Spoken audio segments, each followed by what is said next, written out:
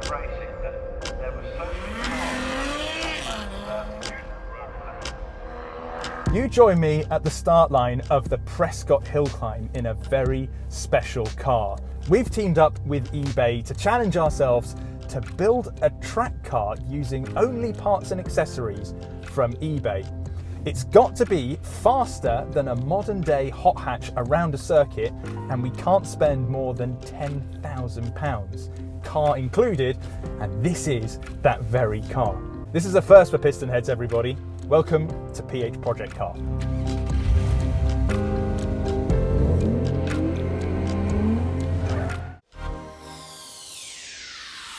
We've been banging on for some time here at Pistonheads that hot hatches are becoming too expensive.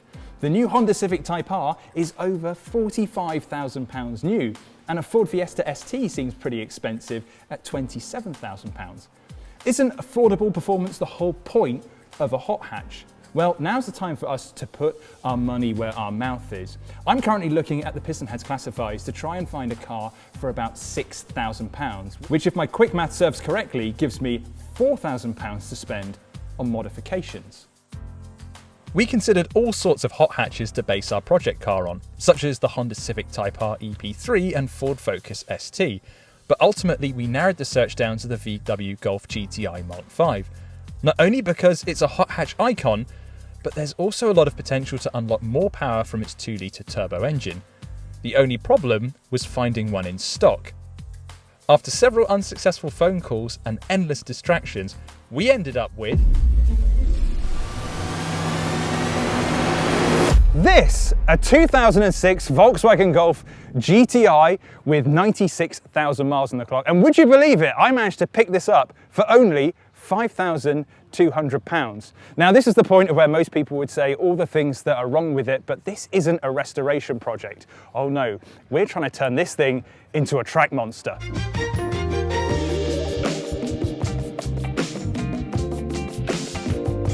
And it'll need to be a monster because it's got to beat its modern day equivalent.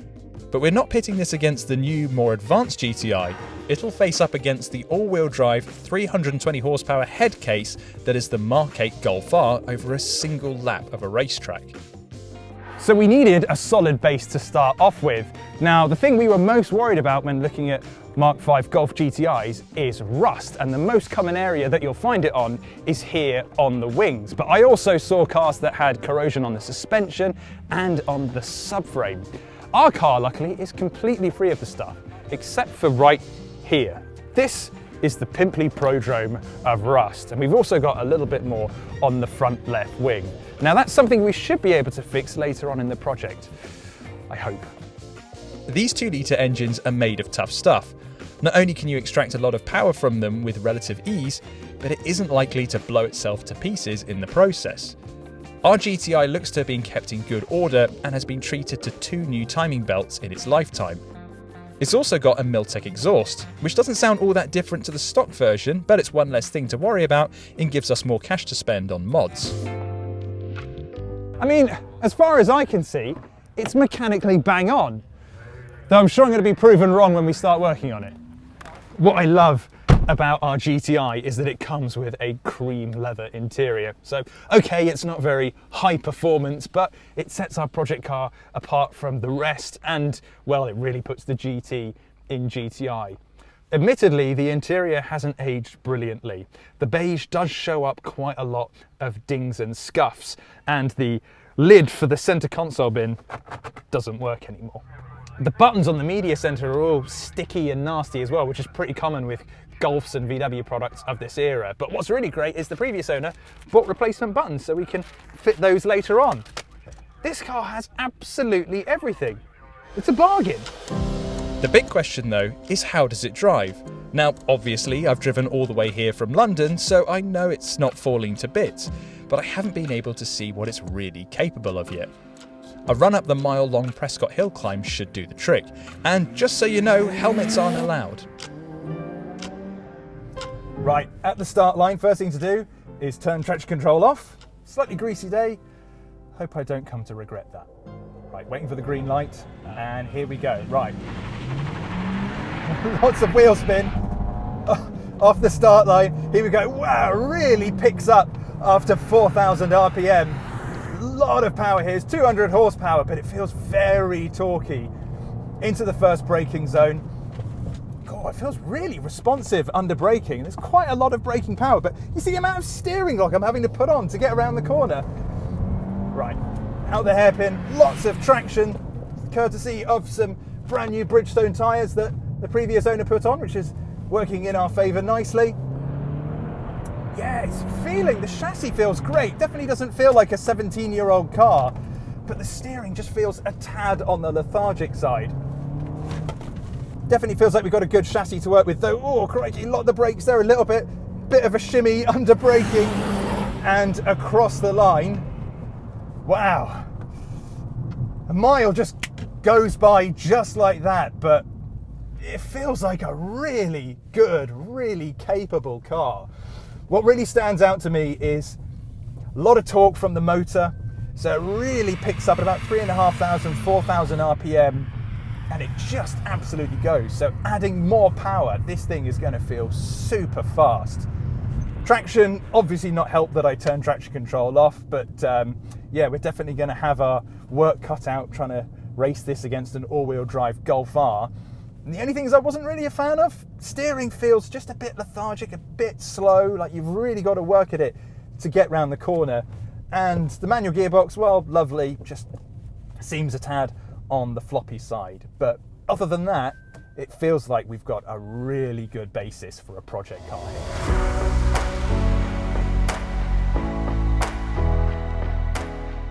This is Banbury, home of motorsport giants such as ProDrive, the Haas Formula One team, and now PH Project Car.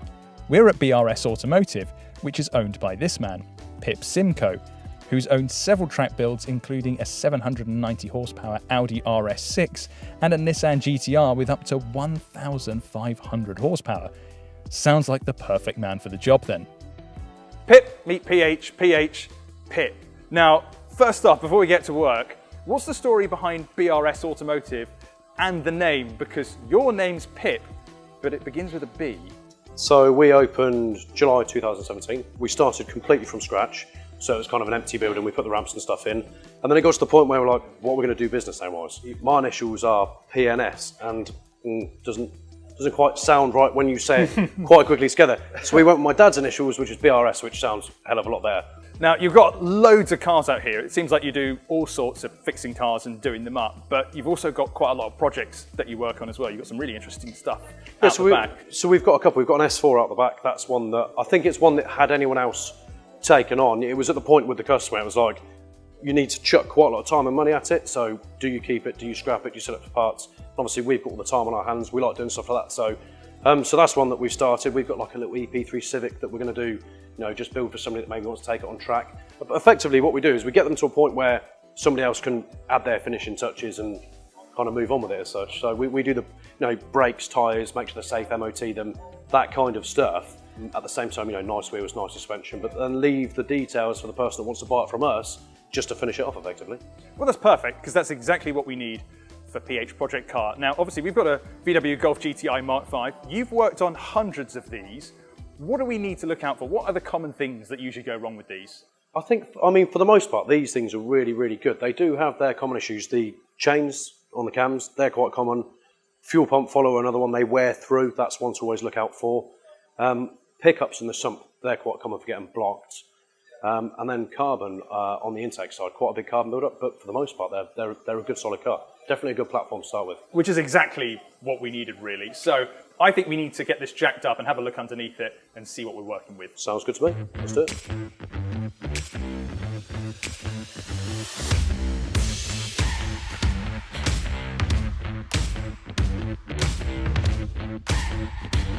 Now we've got it up, the thing I was worried the most about was rust, because we've got a little bit of corrosion on the outside, but as far as I can see, it doesn't look like we've got any serious rust underneath the car. But Pip, you're the expert here, mate. Is there anything you've noticed that might be wrong with our GTI? Let's have a look. It's all clean, to be fair. Nothing you wouldn't expect from one of these, especially for the age of the car. Now we do know that it's completely stock, other than a Miltech exhaust system, but there's no other signs of modifications, right? No, for sure. It's definitely on standard suspension. and then it's got a rear silence, obviously Miltech kind of middle back silencer system. And what are you thinking corrosion-wise? Like I said, I can see this, it looks like there's a little bit of surface rust. There is, but they all look like this. It doesn't matter what car you lift, it always looks a lot worse than it actually is. I mean, Right. You know, it is just surface corrosion. It's nothing I'd be overly concerned about. And yeah, like I say, I think everything you lift really, for the most part, looks like this anyhow, but she's dry underneath. There's no oil leaks or anything. How about, is there any signs of a bodged job? I think the only thing I can really see, there's a little bit of broken plastic here, not necessarily a bodge job, it's obviously caught the curb at some point, but at the rear there is this headlight levelling arm, and it looks like somebody has repaired that with some duct tape. But you know, it's nothing that can't be sorted easily. Nothing too serious, right? Not at all, no. Yeah, I'd be a bit more concerned if it was literally the suspension arm that was being held up by duct tape, but as far as I can see, it looks like a pretty clean car, right? It is, yes, yeah, good clean car. Few things before you go on track, I think. PCV valve for sure, diverter valve definitely. They've got like a rubber diaphragm in them, and these are so common for that diaphragm splitting, which will lose boost. So definitely worth checking that. And then I think sump off, let's make sure the pickup's good and clean, sump's clean, and then yeah, sump off, reseal, good to go. All right, Glenn, I'll let you do the sump, and I'll make myself useful and go and order the rest of the bits off eBay. What we're here for is essentially a health check to make sure the GTI is track ready. Firstly, we're checking the oil pickup as it can get clogged with carbon and bits of metal. Luckily, it's completely clean on our GTI, though Pip thinks it's been looked at relatively recently. Meanwhile, the rubber seals on the DV or diverter valve are susceptible to wear and are cheap and easy to replace. The PCV or positive crankcase ventilation valve can get stuck open too, leading to misfires and oil leaks. Again, it's another straightforward swap, so we'll do it while we're here.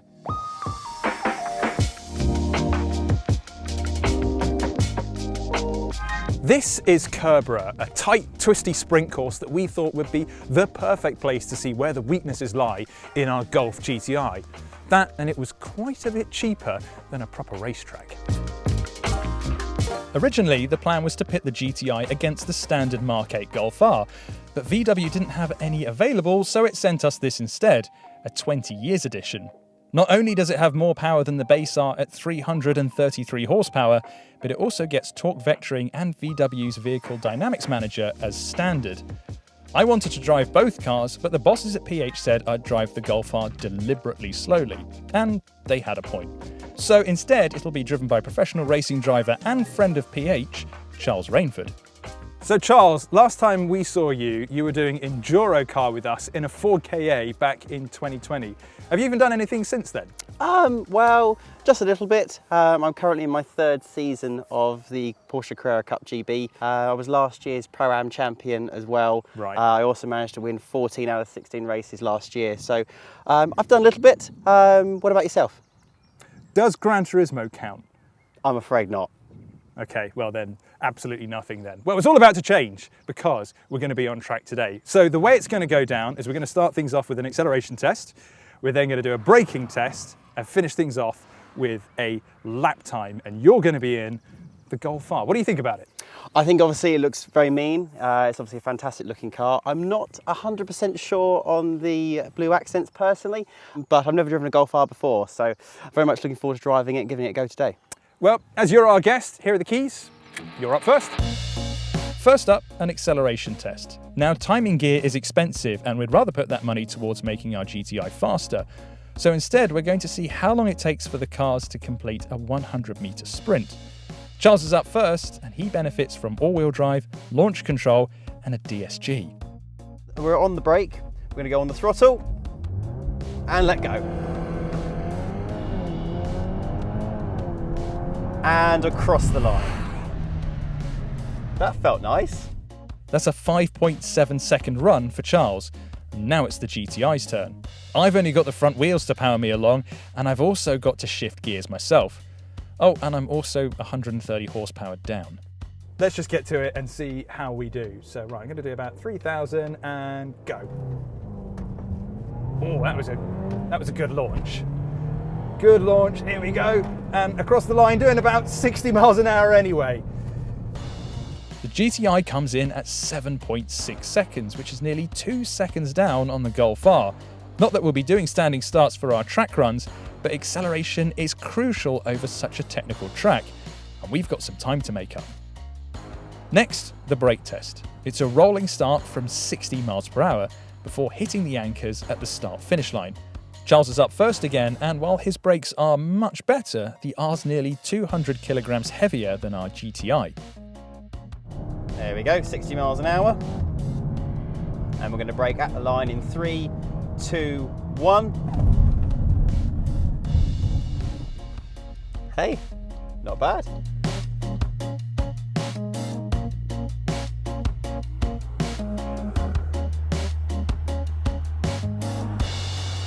That's 40. 60. Really hope the brakes don't fail, and there's the white line. Oh. That's about just over a car's length. I thought it was going to be a lot worse than that. Pleasantly surprised. Not as bad as I was expecting, and the brake upgrades that we've got planned should make a real difference here. That's the benchmark sorted for all the basic stuff, but now is the really important bit.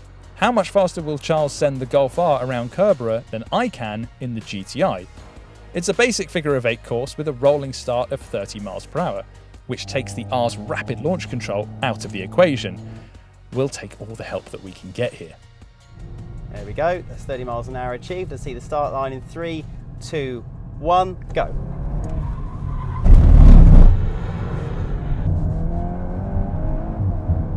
There we go, into the chicane.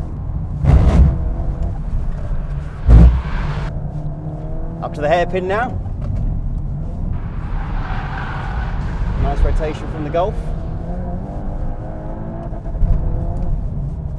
Ooh, there we go, through the final corner. And across the line. Oh, good fun that. What a lovely car this is. Being the Carrera Cup GB champion he is, Charles leaves nothing on the table, using every inch of the track and sometimes a little bit more. Time for the GTI's humiliation. My turn for a time lap. I saw Charles's run. It was a 28 seconds just over, and it looked really quick.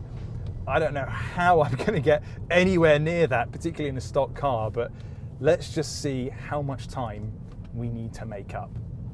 On the way to the line, 30 miles an hour, second gear, 3, 2, 1, and we're on it. Right, turn 1. Ooh, look at the amount of steering lock I'm having to put in. Come on. There we go. Nick a little bit of the curb there. Shimmy it over to the left, power down. Whoa. Right, braking into a bit of a hairpin, nice and wide, and then try and clip it into the apex. God. Getting the power down isn't too hard actually, but it's just the steering lock that I'm having difficulties with. Here we go, run to the line. And what is it? I don't know. It's got to find out the time, but that felt like a really good lap. Right, Charles, moment of truth. You did a 28.1. What did I do? Well, Cam, from looking outside, it did look nice and tidy. I had you down at a 33.6.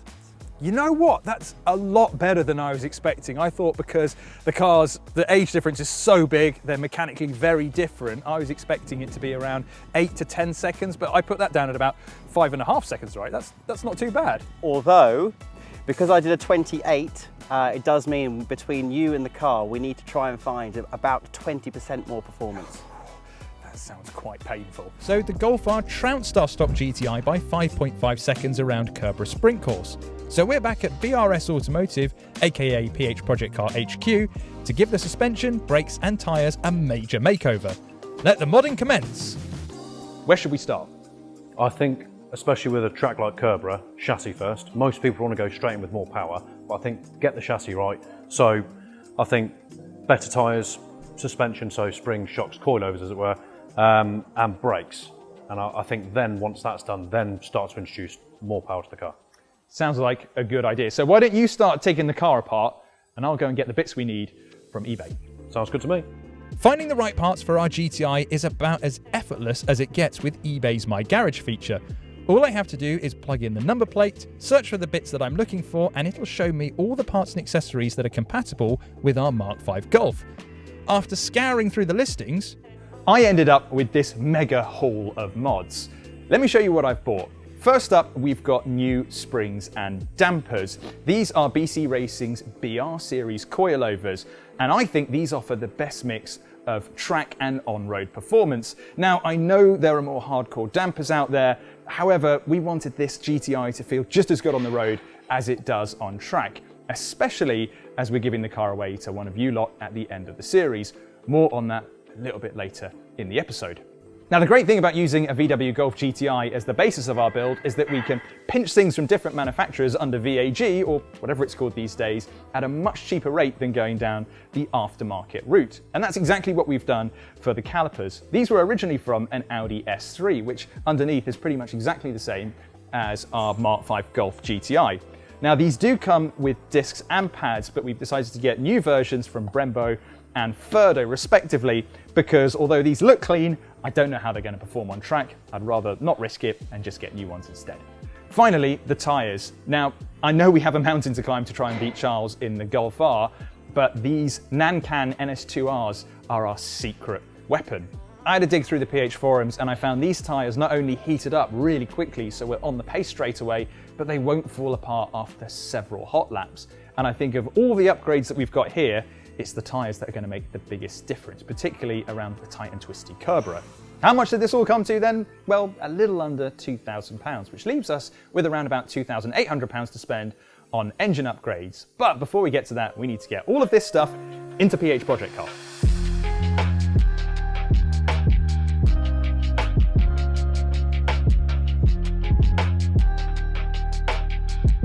Before we get our shiny new upgrades into the GTI, we first need to pull out the old brakes and dampers, which is a lot easier said than done.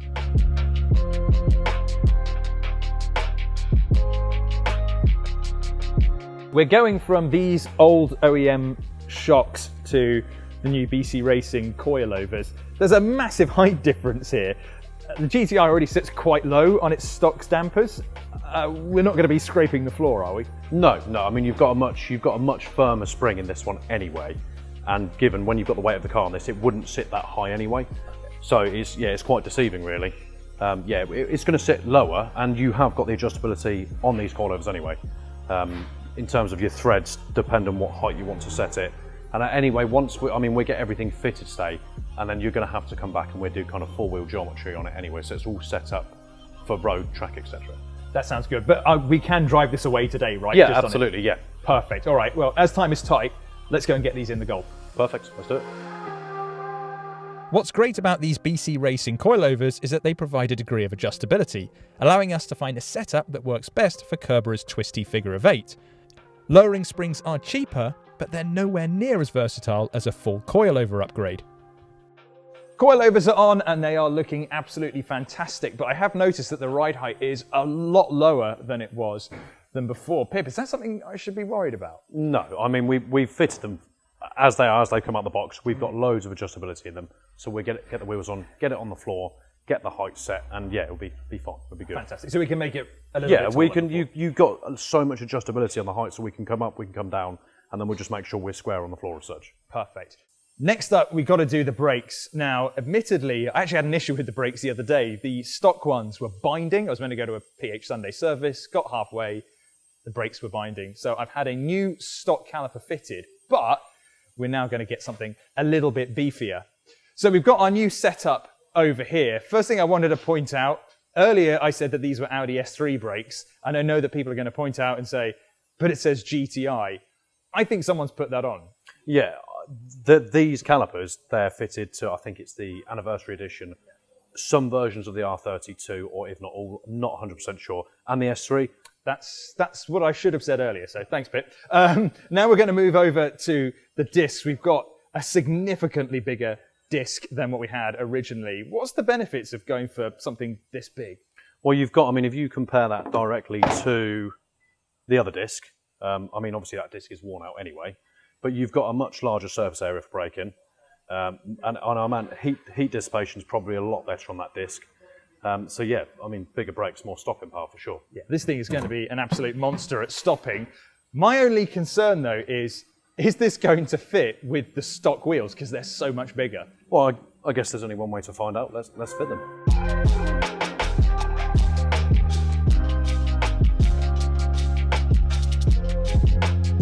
On go the new calipers, which look as though they were once painted lime green before returning to a more GTI appropriate red.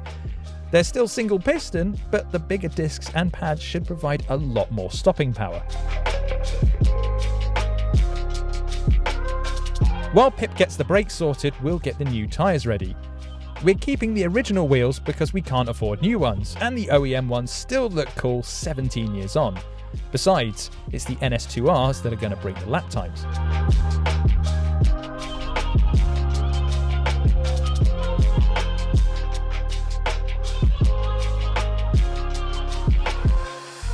The good news is the wheels fit with our new massive brake calipers and discs. Now, what we really want to see is just how low this thing is. We haven't done anything to the suspension yet, and it's already looking like it's going to be extremely low. So, Pip, lower it, let's have a look and see what it's like.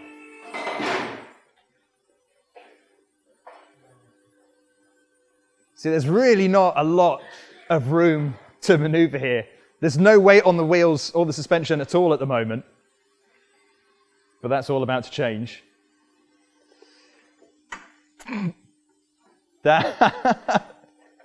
Oh my goodness, that is, that's really low. Look at that, look. That's got to be 2 millimeters, 3 millimeters. It sits really well, actually. What's it like at the front? It's about the same at the front. I mean, it is looking really low. It looks awesome. It does look really good. It does look awesome. Actually, it sits, considering we've done no adjustments whatsoever, yeah, it sits really well, actually. I don't think there's a huge amount. I think bring the back up slightly, and I think we'll double check the front, but we're, for the most part, there. You think I could get that over a speed bump? Yes. Yeah. That's the bare minimum, right?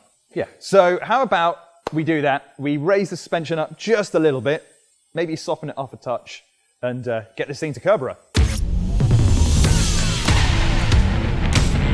I'm back again at Kerberer in the newly improved PH project car Golf GTI.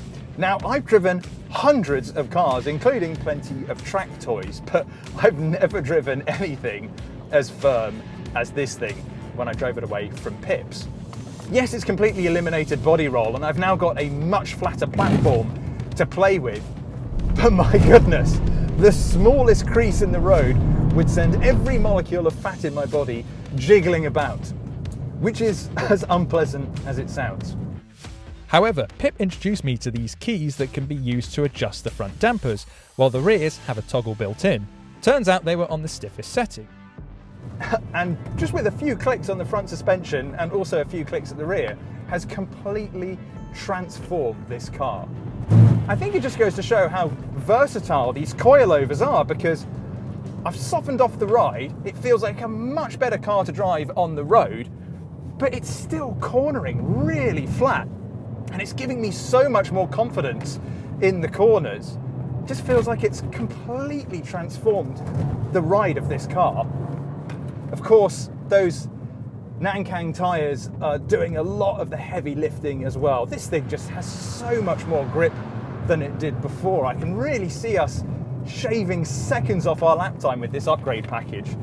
But with all this grip comes a new challenge, and it is the seat that I'm in at the moment, which is built for grand touring and not track use.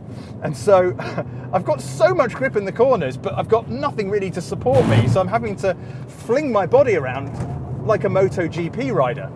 And I've not included an upgraded seat as part of the budget, which I'm really starting to regret now.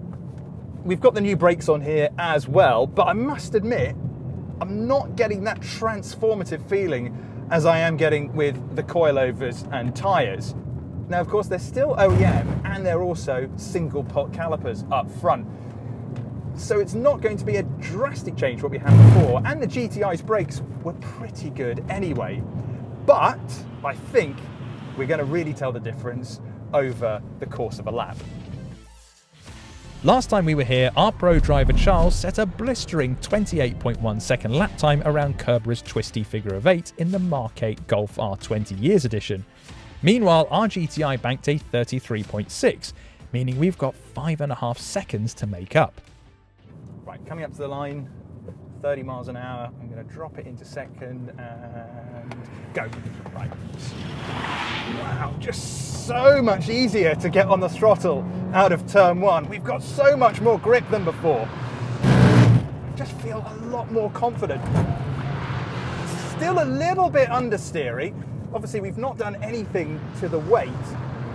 My goodness, just feels like a completely different car from before.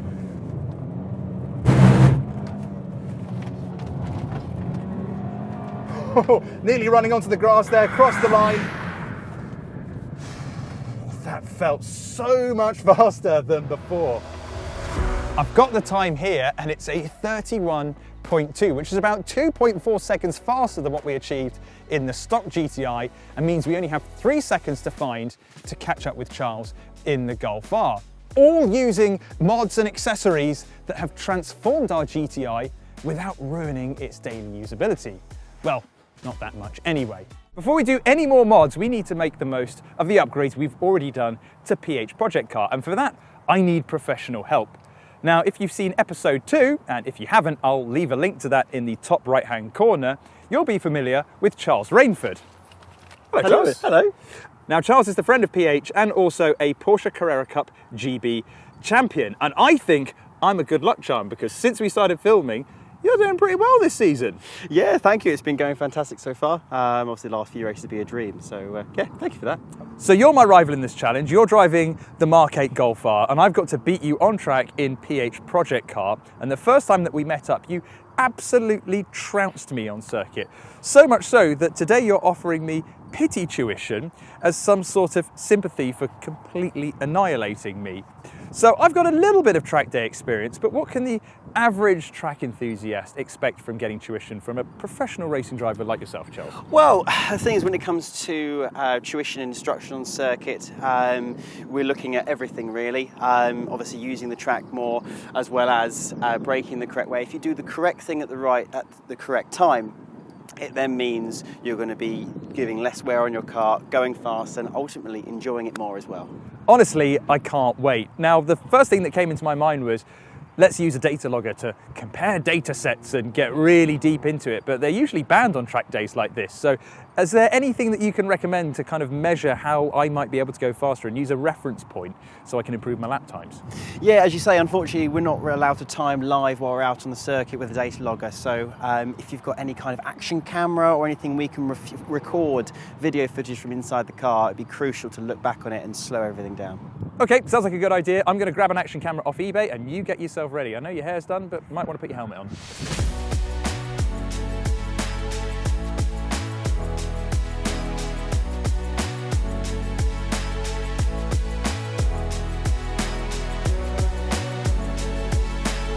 Our classroom will be Brands Hatch, one of the all-time great circuits of the world and a track I absolutely adore. I've driven the short Indy Loop a few times, but this time I'll be on the 2.6 mile Grand Prix course. This'll get the adrenaline pumping. I just can't wait to get stuck in. Before we get to doing our proper hot laps and Charles can dig into some proper training, we need to do a sighting lap first. So this is just a general quick drive around the track, not at major speed, and just getting a feel for the circuit really, isn't it?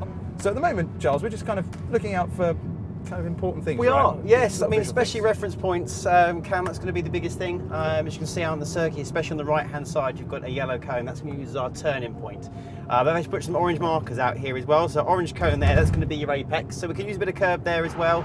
And then we're just getting a feel for the brakes, feel for the tyres, how the car is feeling really. We're actually now about to turn left out onto the GP circuit, which will be very exciting. This is what I'm really excited about. I've been so looking forward to driving the GP circuit. I've seen the Fanatec GT series here loads of times, and it's just a breathtaking thing to see. It's almost like the UK's mini Nürburgring, sort of. Definitely. You see now, especially when we get out onto here, really it drops away massively now before we get to the first corner on the GP circuit at Hawthorne. It does mean as well, obviously from a driving perspective, you do have quite a lot of compression at the bottom here, as well as your braking zone is uphill. The corner as you turn also goes uphill, so you really can brake very, very late. This is so unbelievably cool. I can't believe how tight this corner is. So this is, which one is this? This is Hawthorne. Hawthorne's. Yep. I've always thought that's the toughest corner on this track because it's really tight, really fast, and there is zero runoff. This is it, but we're coming through Westfield now, which is the second corner on the Grand Prix circuit. Both corners are done very similarly. This is, in my opinion, now the hardest part on the Grand Prix circuit. This is uphill, blind. It's a very, very good part of the circuit. You don't really brake too much here as well. And you see if you turn in now, go for that orange cone. It's an early turning, but it's completely blind. This next bit's really, really fun as well. At Stirling's, it's actually banked. I love this. With a flat curb on the inside. So you turn in at yellow and you want to use all of that flat curb on the inside. How cool does that feel? There's something so satisfying about running over curbs.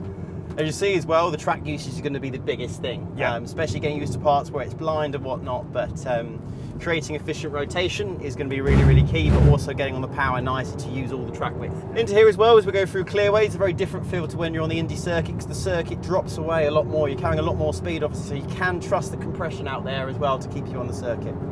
That's the sighting lap done. That's the sighting lap. Let's go. Let's go! You want to go in quite early here, you want to go in now. That's it, hug this inside.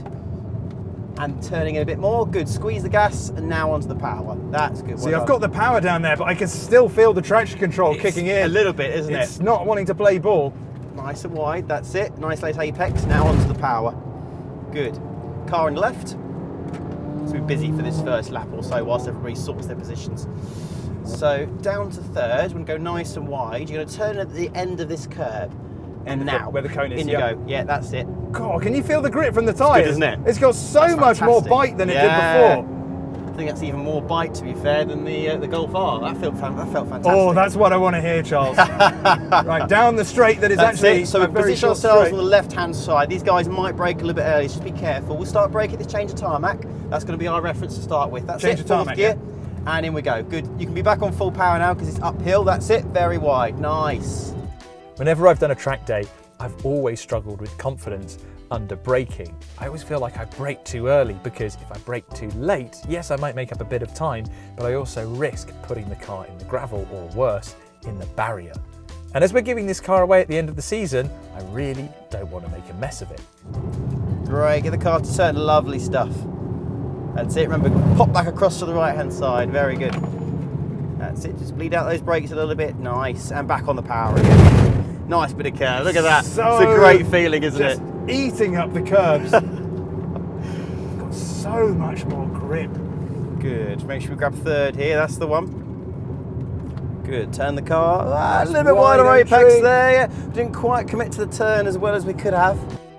Using the full width of the track is also something I've struggled to get my head around. Yes, it sounds quite straightforward, just pull over to one side or the other, but when you've got crests and bumps in the road, and when you're at a track like Brands Hatch where there aren't many straights, it's really hard to know where to position the car, particularly when you spend a lot of time braking and turning.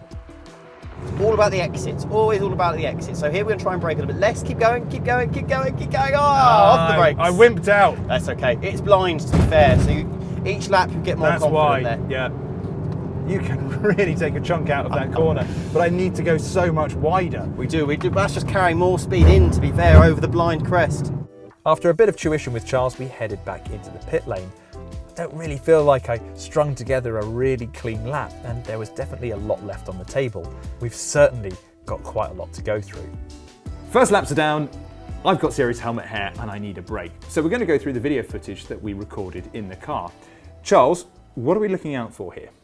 We're looking out for general things such as track usage, making sure we're not obviously doing things wrong by going across the track limits, all that kind of thing, as well as general technique, really.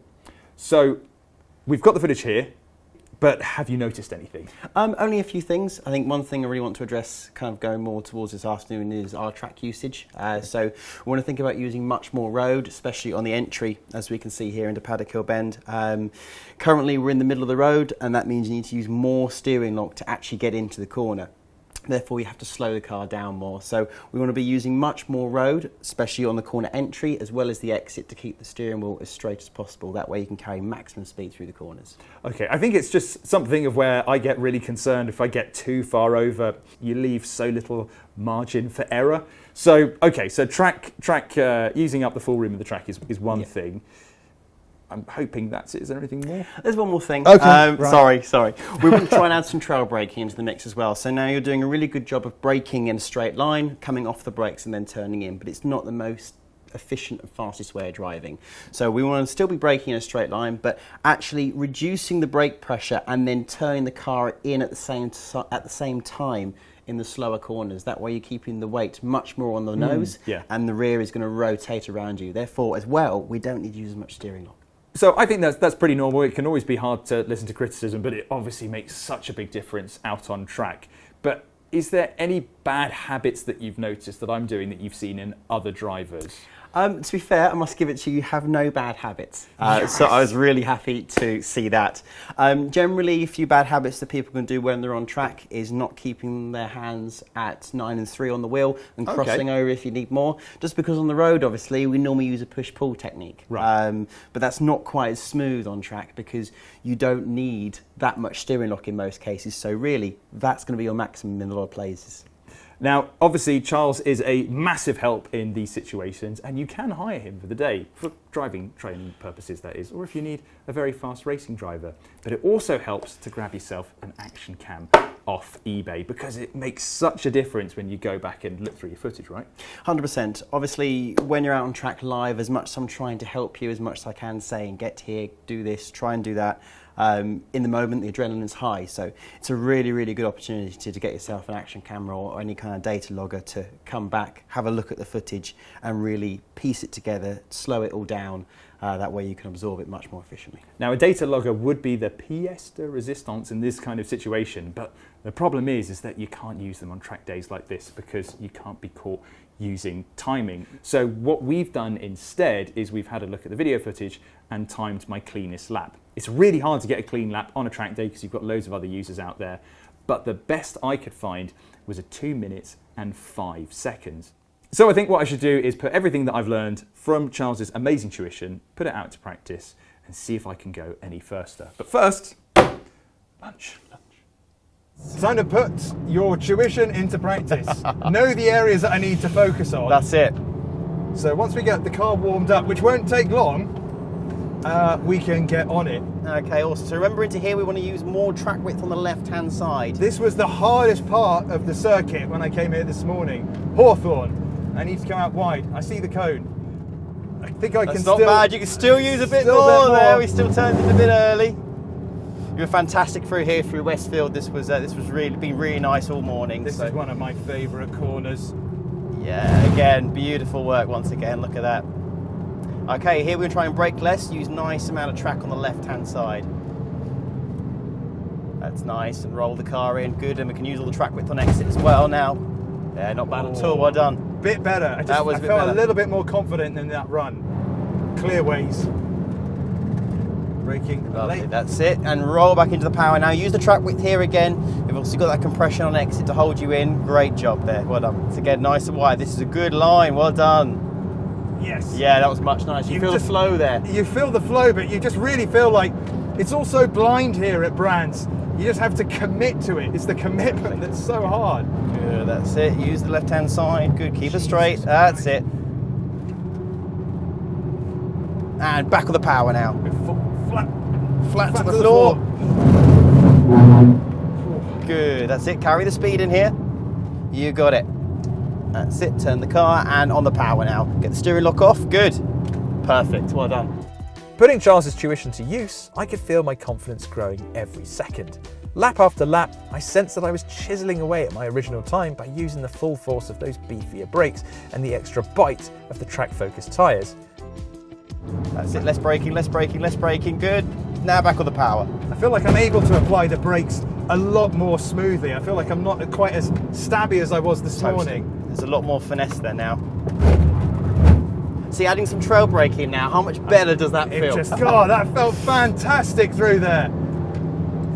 That's it, remember to roll the speed here, you can carry a lot in, back on the power now. Go on, trust it, use the width, fantastic work. Oh wow, yeah, this is good. Check a flag. That felt great. So Charles, give me the time. How fast did I go?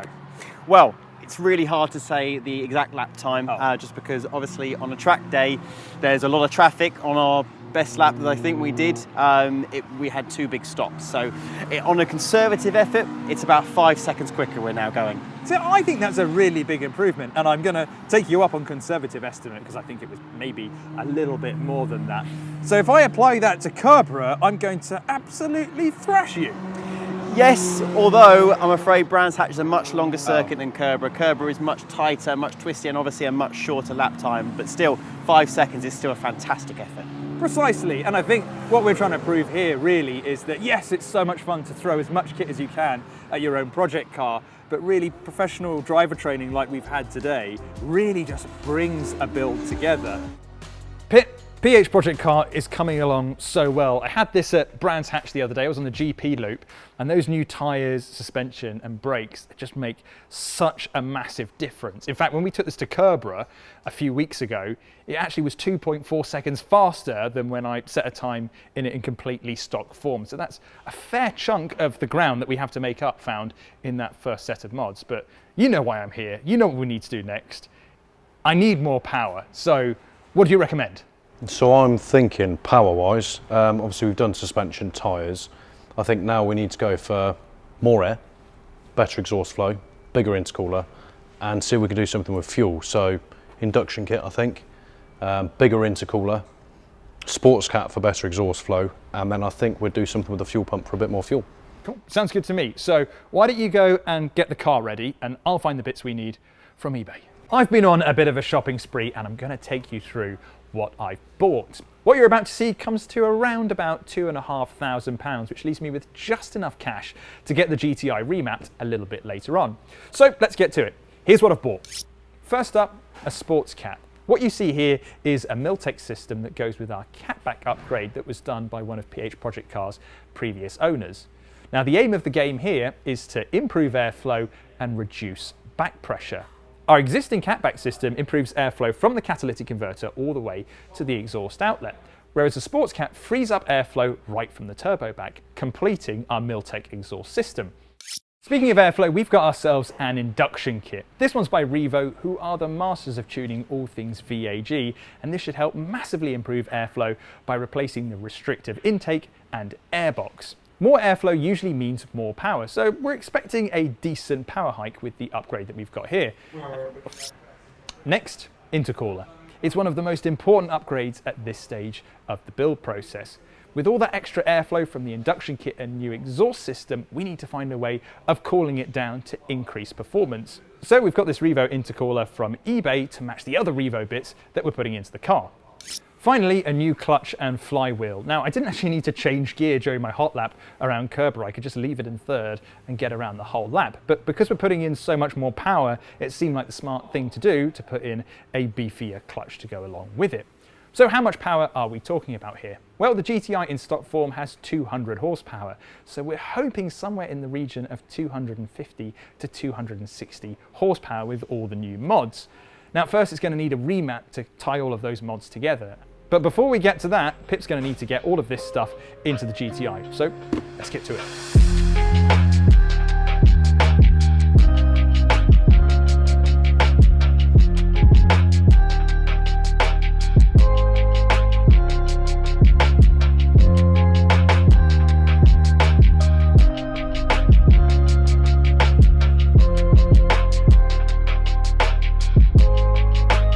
On goes the intercooler, which is considerably heavier than the stock version, but is also substantially larger. Fitting is dead simple too, after you've bolted on the provided adapters. They do a couple of versions of these, and we've fitted quite a few where you effectively add the intercooler to the front of the car, leaving the existing one in place, whereas this one, you remove the original intercooler and it goes in between the radiator and the aircon condenser, And to be fair, I mean, it fits beautifully. It's a really, really, really good fit. Yeah, it looks like it's a really good quality. It is, yeah, it's nice. Yeah. And it was nice to fit as well. Like I say, it's really, everything lines up and fits, and it's nice because obviously the old one's off, the new one's on, and we don't retain anything from the old one. So yeah, really, really nice fit. Now I think a lot of people are just tempted to go straight to doing an induction kit, but it's really important to fit an intercooler, right? What's the benefits of going for this over just having the standard version? Well, I mean, it's larger capacity, so it's more air in. Yeah. And obviously, because the whole thing's alley, you get, you know, in terms of heat dissipation, stuff, it cools the air more efficiently than the stock intercooler. Awesome. Well, now this is on, what are we looking at next? So I think, get the rest of this back together. I'm going to take the top of the airbox off, which is built into the engine cover, and then start taking apart the exhaust, and then finish off on the induction kit.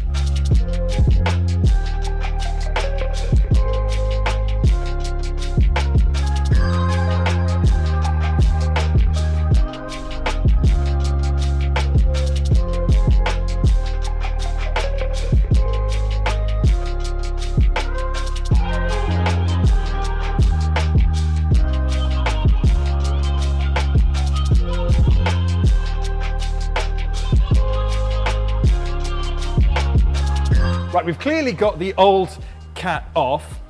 Now, this didn't look particularly easy at all, Pip. What was going on when you were trying to get this off? A couple of things, mainly the 4 bolts in the head of the cat.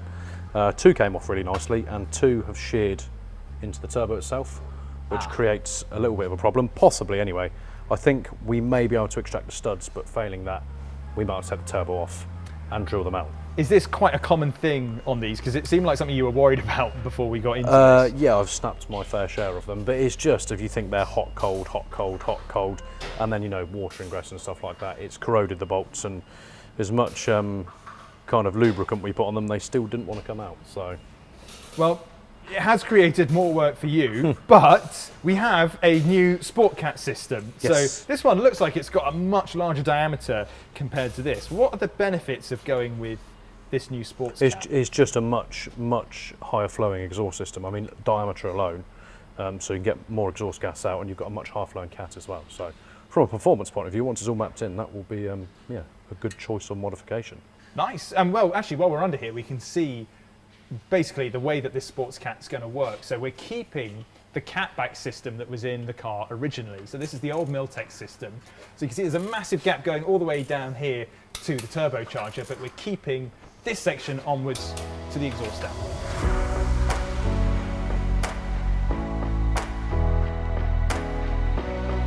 The big question is, just how much power will this all produce? Here it is, PH Project Car in its final form. Now I've got Luke here from Revo, and he actually designed some of the bits that we've put into the car at the moment, particularly this really interesting induction system. Now I hear the base airbox in this is quite restrictive, right? It is, yeah. I mean, when they were designing it, airboxes of old were way more restricted than what they are nowadays.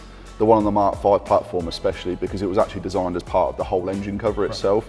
It was quite a convoluted sort of way in terms of how it was trying to get the air through the system. It heat soaked really badly by sitting on top of the engine as well. So there was a lot of ways that we could really refine it. And obviously with the Revo intake here, you can see just how sort of much extra airflow we can now get through the system by taking out all the convoluted bends that were there before. There is a slight power increase, but we're not done yet, are we? No, the key to the hardware, to be honest, is combining it with the software. They work hand in hand. One unlocks the other, essentially, with the way it goes. Stage 1 software is amazing on a completely stock car. You don't need to change anything. But as soon as you start adding the hardware, again, we need to just change certain values, get the most out of the hardware, the extra airflow, the better cooling from the intercooler. Combine all those parts together, and that's where we end up with the best package. And it's why we do so many what we call performance packs, which is combining the software and hardware together as a kit for your car as a one-stop sort of fit. So we're going for a Stage 2 Plus, correct? Yep. So what kind of output do you think we'll have after that's all sorted? On a healthy car, we'd usually expect to see anywhere between 250 to 280 sort of horsepower. So a decent increase from stock. That's better than I was expecting. I can't wait to see what this is going to be like when it's all done. So we need to kick off the remapping process. So what's on today's agenda then? What do we need to do? So anytime any car comes into ourselves or one of our dealers, we'd always start by giving the car a full health check first. We don't want to be increasing any sort of power without making sure that car is 100% healthy, good to go and everything else. We'll go out and data log that car, make sure that the values that we're expecting to see is what it's achieving, make sure it hasn't got any boost leaks, etc., stuff like that. Once we're happy with that, we can then flash the car with the process there. We'll install the stage 2 software, or stage 2 plus in this case, sorry, onto the car. We can then go and data log the car again. Now, the brilliant thing on the TFSI platform as well is it actually has, within the software, extra adjustability for both the boost, fuel and timing. Right. So we'll have some base settings that we'll put in there. We'll go data log the car, make sure we're happy, and then if we need to make any adjustments, we can do that manually as well. Perfect. And then a dyno run at the end of the day, right? And then we're going to put it on the dyno and just see, yes. Yes, can't wait for that. All right, I'm too excited. Let's get cracking. Admittedly, the remap process isn't quite as eye-catching as watching Pip's snap bolts on a 17-year-old turbo, but it's just as important. The ECU is currently telling the car to operate in stock form, yet the new parts we fitted are channeling a lot more air into the engine. Remapping essentially updates the ECU to make sure the engine is better optimized with the upgrades we've introduced. And because I'm desperate to see the results, Revo has kindly, or stupidly, let me loose on their dyno. Dyno time. I can't wait to see how much power our GTI now produces. Now we've got all the bits in it and it's been remapped. Now we don't have a rolling road, we're actually using a wheel dyno, so we're going to be measuring the power output here in wheel horsepower and not brake horsepower. It's going to be a slightly smaller number, but it's going to be more accurate to what our GTI is producing.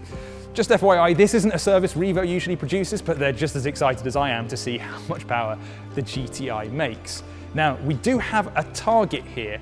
From what we calculated early on in this build, we're going to need 270 brake horsepower to be on the same power to weight ratio as the Golf R, which gives us a target of around 240 wheel horsepower.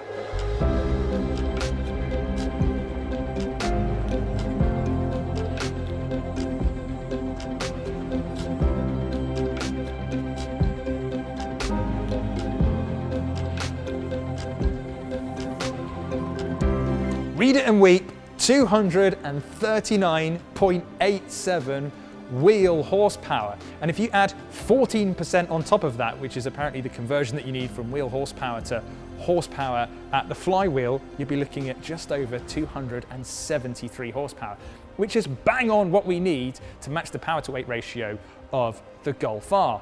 And it also lands our car in an absolute sweet spot. Too little, and obviously we wouldn't be able to keep up with the Golf R. But too much and we would just understeer off, because remember, we don't have any expensive differentials going on in here to help manage the power coming out of the corners. What you see now is what you're going to get for the PH Project Car finale. Here it is then, PH Project Car in its final form. Now, admittedly, it doesn't look all that different to when I first bought it here back in episode 2. But that's because the whole focus of this build has been on performance. I don't have any money left to spend on cosmetic items. I've not even been able to change the wheels, which admittedly would have helped reduce unsprung weight. It is, however, a real sleeper build because there's a lot going on under the skin. Using eBay to find parts that'll bolt on to the GTI hassle-free, we first set about improving the platform. There's a set of adjustable BC Racing coilovers at each corner, while the tyres are Nankang NSR2s, a great bang for buck semi-slick that warm up nice and quickly and provide plenty of bite even after multiple track runs. Finally, the calipers. These have come off an old Audi S3, allowing us to fit 345mm discs up front for better stopping power.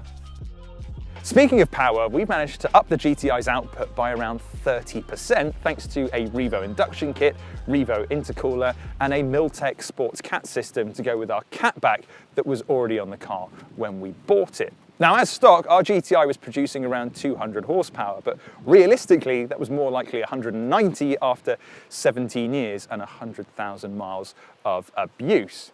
But after a Stage 2 Plus remap at Revo, plus all of those bits, we're now producing somewhere in the region of 270 horsepower. That puts our GTI on a level playing field with the Golf R in terms of a power to weight ratio. And I've tried to eke it out a little bit more by stripping the rear seats. Here's what we're up against. The Mk8 Golf R 20 years edition that we ran here earlier in the series. Packing 333 horsepower, all-wheel drive and torque vectoring, the Golf R 20 years will give pretty much anything a run for its money on a track day, let alone a leggy Mk5 GTI. It also doesn't help that it's been driven by Charles, who suggested we walk the track before trouncing my lap time once again. When I was here a few months ago, Charles, I was really struggling to get the power down out of this corner because it's quite easy to be able to get the nose in, but as soon as you hit the power here, even with traction control off, I just find I'm washing out wide. Totally, I'm feeling the exact same thing. So you want to try and think about hitting a nice late apex here. As you can see, the circuit does narrow and it does very quickly become grass. So the idea is to hit the late apex and slowly get that steering lock off to get the maximum traction down and using right up to that white line. I think we would be much better off having third gear here to let the boost come in more gradually. Yeah. Second gear, 100%, we're just getting lots of wheel spin on the inside. So, and that's trying to drag you off towards the grass, which isn't the nicest feeling in the world. No, not at all. Second hairpin, I'm just trying to get my head around where I'm braking here. Am I going in a straight line and trying to take a really wide angle around here? Or do I want to trail brake and really narrow off the corner for a straighter exit? What you want to think about doing here is braking very hard on the initial, nice and straight, get the nose down. At that point, start to turn the car in, start reducing the braking pressure like you were saying. With that trail braking, get into the apex early because it's a very short run before we actually need to lift again into the first part of the chicane. So we're going for an earlier apex, less of an exit and trying to carry maximum speed into the corner itself. Final chicane, I actually find the entry of when we first do this quite straightforward, but going back towards the start-finish line, it's really challenging because I feel like you can carry quite a lot of speed in here, but then it harms you on the exit, right? Totally. I mean, the best way I think about going through here is obviously the previous corner is fairly long. So you want to sacrifice this first bit a little bit to get a good exit out by just sacrificing that bit up there. You can then cut the curve nicely here and try not to run on the grass like I did in last time's reference lap. Yeah, I saw, there's barely any runoff there. I mean, if you make a mistake, you're just going straight into the ditch. Totally. I mean, you've got to use max amount of track width. Thankfully, with our cars, neither of which are actually going to send us into the ditch by touching the grass. So for us, it feels fairly free, and there's also no one looking at track limits. So. And then all it is just one quick stretch down to the finish line. A quick refresher on how we do things here. As we didn't have enough cash in our budget for a data logger, and because they're usually banned on most track days, we're measuring acceleration times using a 100-meter sprint, like a motorsport Olympic crossover. Woo-hoo-hoo-hoo! And across the line. With all-wheel drive and launch control, Charles completed the dash in 5.7 seconds during our first visit, and does an identical run this time around. I did a 7.6 second run with our stock GTI, so let's see how close I can get with our finished track build. Right, last time we did this, we found about 3,000 RPM worked, so here we go, and good launch, minimal wheel spin, but I feel like the extra power doesn't really come in until higher up in the rev range when the turbo is spooled up. Just racing driver excuses those. I'm just getting myself prepared for the track run later. That's a 7.3 second run, just 0.3 seconds faster than I achieved with the stock car. Not a huge amount gained, but I knew we wouldn't make up much ground here as I didn't have launch control, or a DSG, or all-wheel drive. On to the braking test, which is just as unscientific. It's a rolling start from 60 miles per hour before hitting the brakes at the start-finish line. That's it, so 60 miles an hour now achieved. Brake. I was about a car's length in front of Charles when we ran this last time out, but can the upgraded brakes we fitted in episode 3 deliver the goods?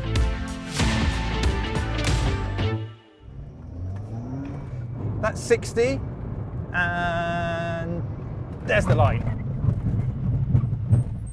Ooh, huge improvement compared to what it was last time, but still we're about half a car length in front, whereas before we were a full car length. So better, but still not ahead of the arm. This is it, the moment of truth. Even though we're filming in July, it's actually chillier than when we filmed the initial runs a few months ago.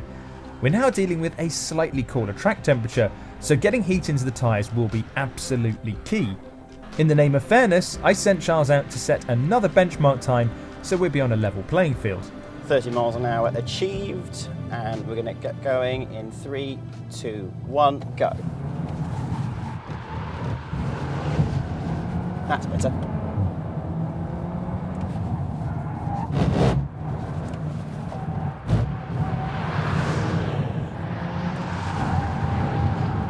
Nice, that's better.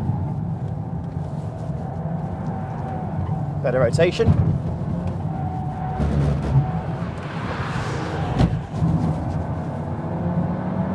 And across the line. That's a 28.4 from Charles, which is 0.3 seconds slower than his initial lap time, but it's also a cooler day, so it'll be just as tricky for me. Can I get anywhere near him in the GTI? I'm a little nervous, to be honest. There's so much has been leading up to this. Can I do it? Let's give it a go. Coming up to the line, traction control off, 30 miles an hour. I'm going to leave it in third for the whole lap. Here we go, and there's the line. Get the tail out a little bit into turn 1 there. Try and make full use of the track. Oh, back's just wanting to step out a little bit. Yeah, jumping all over the place. Using Charles's tuition, a bit of trail braking into the hairpin. Really good exit there. Power got down really well. Using every bit of the curve I can and more. Nearly off the circuit there and across the line. Oh, wow. I gave it everything on that lap, but it wasn't enough. I completed the course in 30.15 seconds, which is still a second faster than my run before the engine mods and 3.5 seconds quicker than stock.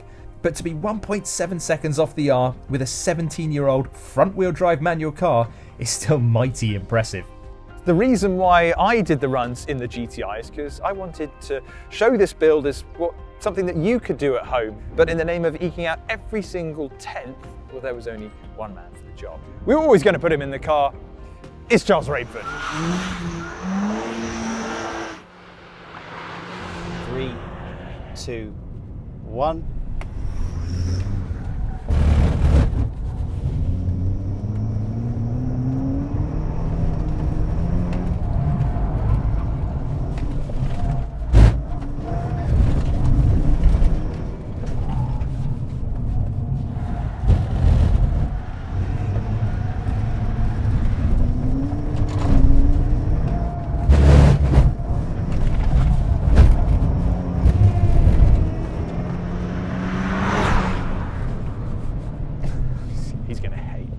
He's going to really hate this.